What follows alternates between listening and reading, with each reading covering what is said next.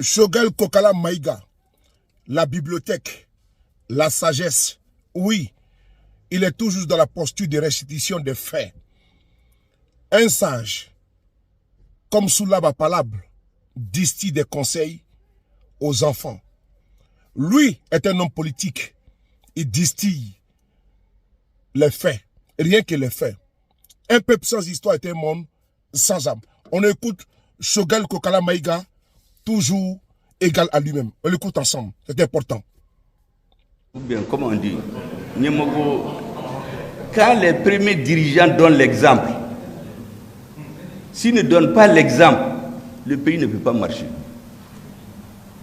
Tout ce qu'on dit théoriquement là, s'il n'y a pas la légitimité des institutions et la vertu des dirigeants à Titanie. Vous vous rappelez le jour quand on a fait le grand rassemblement sur le jour de la souveraineté retrouvée. Quand j'ai sorti le chiffre qui est devenu maintenant, parce qu'à force de dire la chose, tout le monde est d'accord. Quand je leur dis qu'on a sorti 4 millions et quelques de personnes en une journée, et que quand les services de sécurité ont vous donné plus, j'ai dit à Bambo, 4 millions ça suffit. Parce que c'est 4 millions et quelques. Ce jour-là, j'avais dit, non seulement 4 millions nous suffisent, mais les pays qui nous ont sanctionnés là, il n'y a aucun d'entre eux qui peut faire sortir 1 million de personnes. D'ailleurs, tous les présidents qu'ils appellent démocratiquement élus là, c'est avec 1 million 100, 1 million 200. Personne. Ça veut dire que la légitimité du pouvoir de transition là, ce n'est pas dans les urnes où on met la corruption là. Les gens sont sortis montrer là avec leurs doigts. Parce qu'en venant dans ces manifestations là, tout peut vous arriver. Donc la légitimité a été imposée par l'histoire. Maintenant, il y a la vertu. Ceux qui dirigent ces gouvernements-là, ils doivent donner l'exemple. Les régimes sont légitimes. Si les dirigeants donnent l'exemple, ils peuvent imposer. Un père, quand il veut sanctionner ton fils, le frapper là, il faut que tu donnes l'exemple. Si tu es un paresseux, toi, tu es dernier de la classe. Tu ne peux pas imposer à ton fils d'être le premier. Donc c'est très important ce que vous avez dit. La légitimité des institutions et le leadership vertueux. Vous avez mis ça parmi les contextes de la justice et les méthodes. Vous savez, au lendemain de la guerre, lorsque la Corée, qui avait un niveau de développement égal à la Côte d'Ivoire, le Mali, a voulu se reconstituer, ils ont reconstitué les systèmes éducatifs. Vous savez que l'éthique et la morale sont devenues les matières les plus coefficiées, même aujourd'hui là-bas. C'est pour cela que quand un dirigeant, je me suis dit, quand il déconne, mais le peuple sort. Là-bas, quand un dirigeant, on le trouve en train d'avoir volé, il préfère se tuer. Depuis le bas âge, on enseigne aux enfants l'éthique. Voler, mentir, tricher, n'y a que nous, on te tue bien, toi, mais tu te tues. Vous avez eu des dirigeants des grandes boîtes là qui se sont suicidés. Vous avez eu des présidents, la population est sortie pour les renvoyer. Parce que l'éthique, chez eux, ils l'ont mis au centre de leur éducation. Je reviendrai sur une question du ministre de la fonction publique, la sécurité alimentaire, pour montrer que c'est un élément de légitimation des régimes. Vous avez ensuite les objectifs, les visions et les axes stratégiques. Moi, je voulais que vous ajoutiez, en tout cas, vous allez voir, c'est des avis, comme je dis, c'est à vous d'apprécier. Votre aéropage là est plus bien instruit qu'une seule personne qui parle. Vous savez, parmi les vertus, il y a le respect et la sacralisation de tous ceux qui donnent leur vie pour que le pays reste debout, les militaires.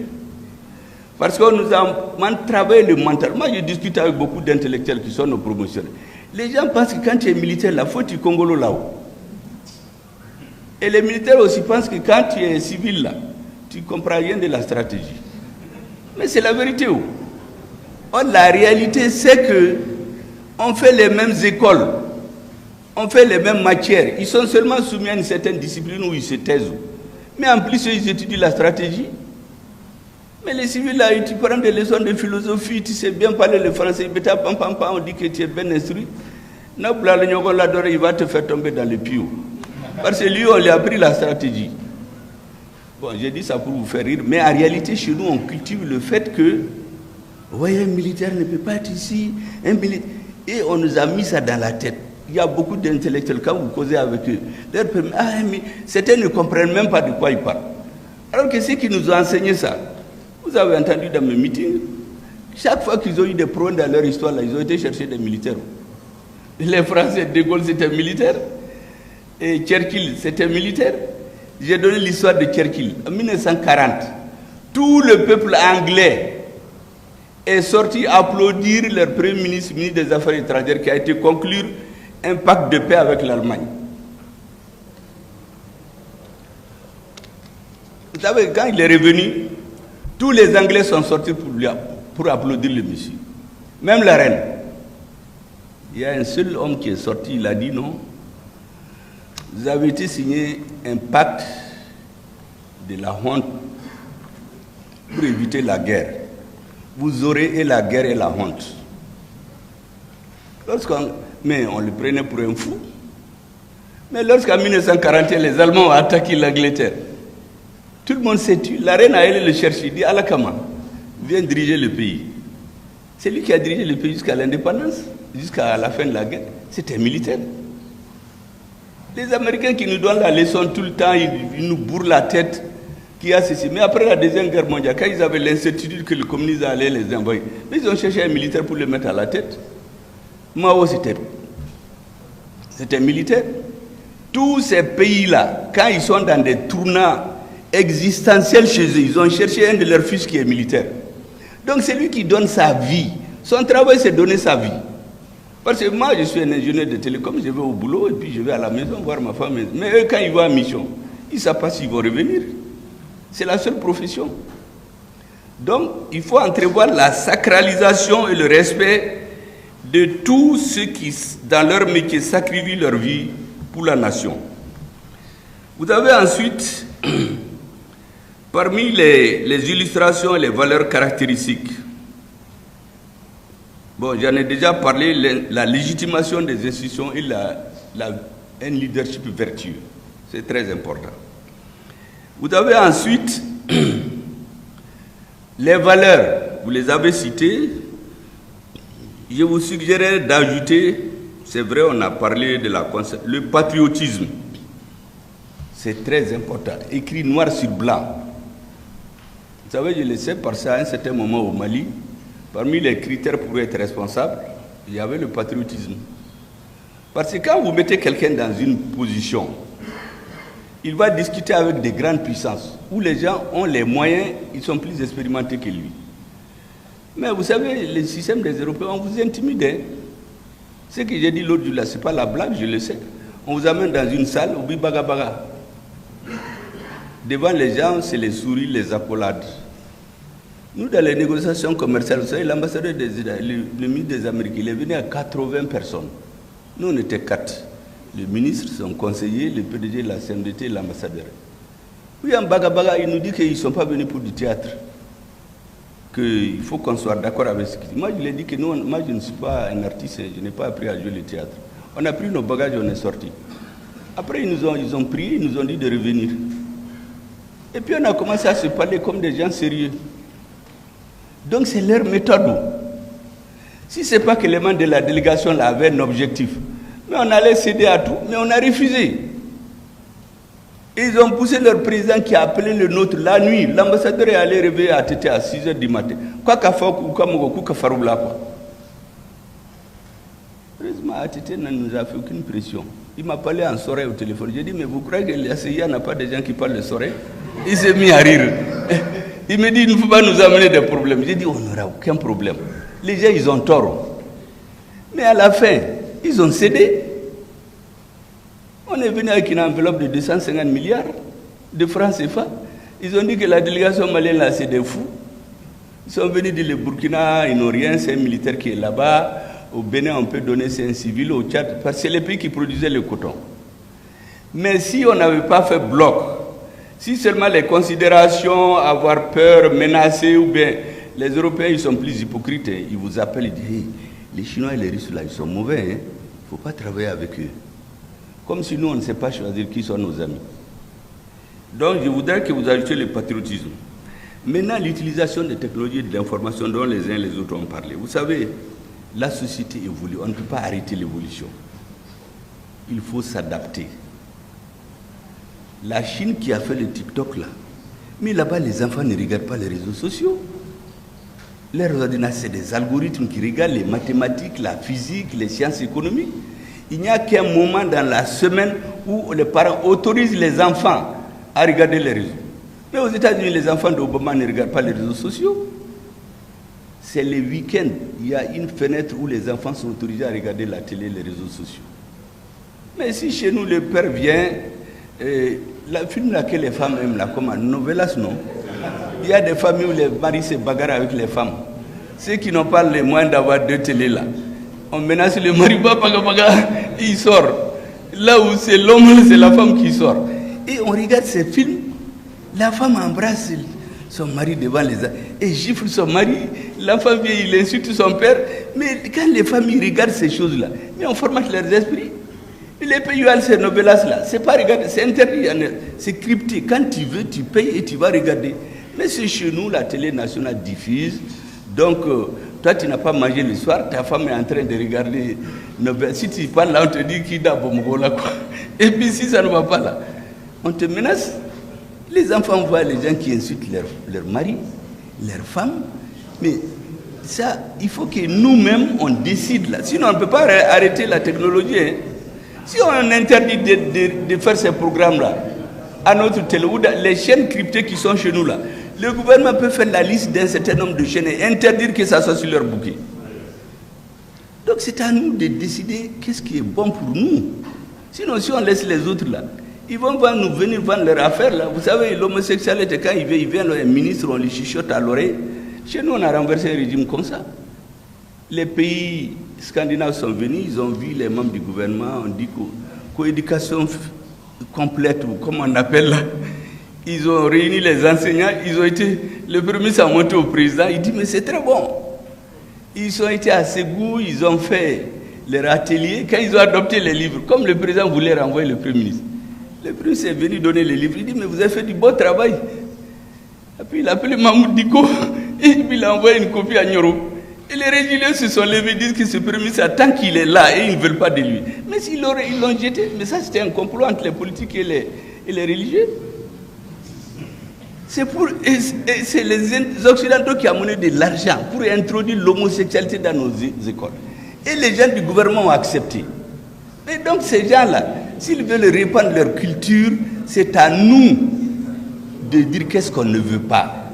Mais quand on a des dirigeants qui jouent eux-mêmes, le premier ministre est d'accord pour l'homosexualité, le président lui dit que c'est bien alors qu'il n'est pas d'accord, parce qu'ils ont des conflits internes entre eux. Mais les Occidentaux, ce n'est pas leur problème. C'est comme ça qu'on fait chez nous. Donc c'est à nous de savoir qu'est-ce qu'on veut et l'interdit chez nous. Les films, les technologies, l'information et tout. On ne peut pas arrêter la technologie, je vous assure. Maintenant, le ministre de la Sécurité alimentaire a parlé de nourrir les gens. Vous savez, j'ai l'habitude dans mes...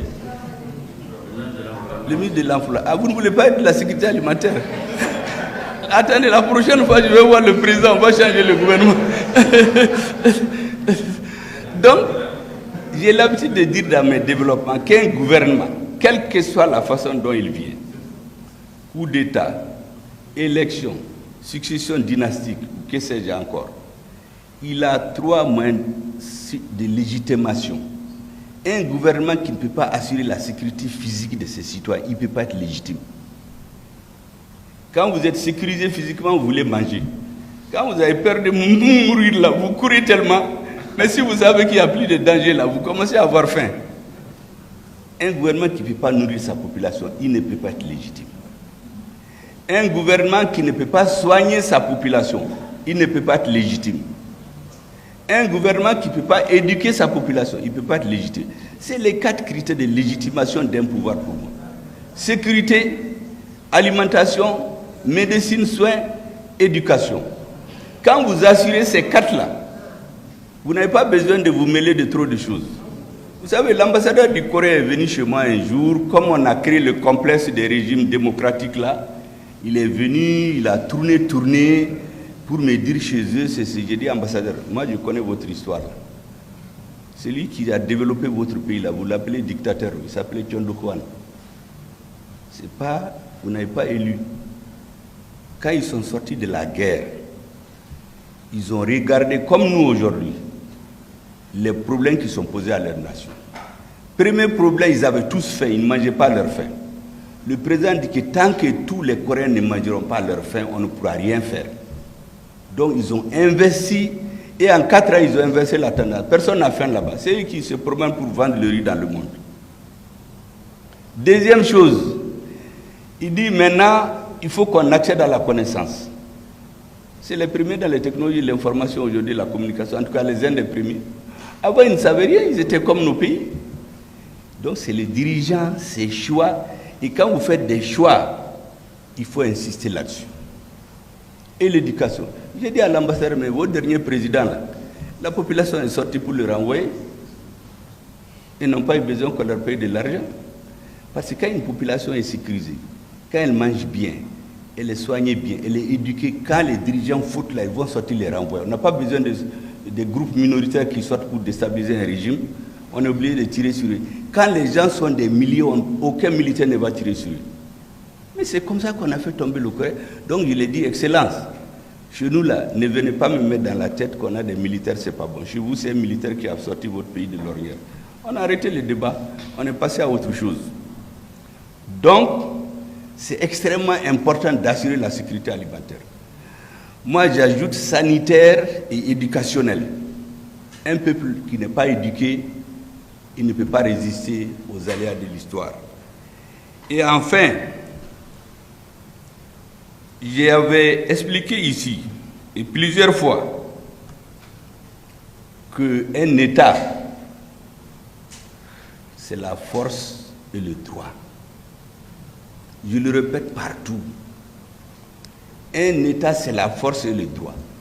C'est son armée, après avoir assuré les moyens de légitimation, et le droit pour qu'il y ait de l'ordre, pas de désordre dans le pays. Le droit pour s'opposer à quiconque veut s'imposer, pas la force aux autres, et disons la force pour dissuader n'importe qui veut s'imposer aux autres, comme les terroristes veulent s'imposer à nous aujourd'hui. Et le droit pour protéger les droits des citoyens. C'est ça un État. Et un État, dans un État, les citoyens doivent avoir peur ou avoir honte. Les deux d'ailleurs. Peur et honte. S'il n'a pas peur, il n'a pas honte, c'est un animal. On nous a transformés en animaux. Les gens n'ont pas peur, ils n'ont pas honte de l'État. N'importe qui se lève, il va défier le président, il va l'insulter, il va prendre le gouvernement. N'importe qui. Et il n'y a pas de droit. Un maire se lève, il va vendre les rails. Un ministre se lève, il privatise les TP. On ne peut rien.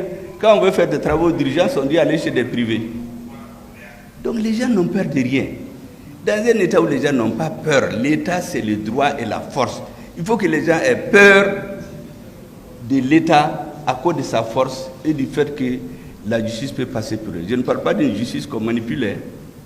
Je ne parle pas non plus des militaires qui défilent dans ces pays-là où on dénigre nos militaires. Ce n'est pas eux. Je parle de ceux qui font correctement leur travail.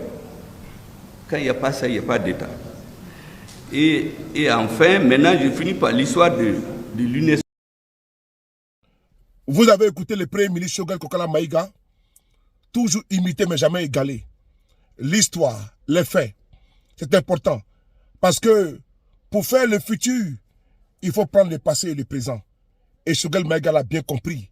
La nouvelle génération doit s'imprégner de ces discours par un certain testament. Merci beaucoup à vous. Partagez la vidéo. Vive la US.